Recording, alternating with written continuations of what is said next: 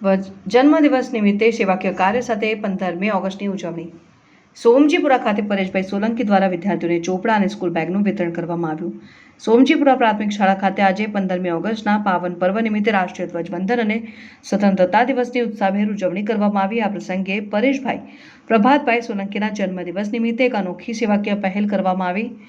તેમના દ્વારા સોમજીપુરા પ્રાથમિક શાળાના વિદ્યાર્થીઓને ચોપડા અને સ્કૂલ બેગનું વિતરણ કરવામાં આવ્યું.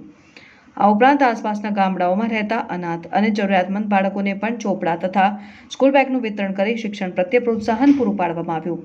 જન્મદિવસની ઉજવણીને માત્ર પોતાના પૂરતી સીમિત ન રાખી જરૂરિયાતમંદ બાળકોના શિક્ષણમાં સહભાગી બનવાનો આ પ્રયાસ સમાજ માટે પ્રેરણાદાયી બન્યો છે.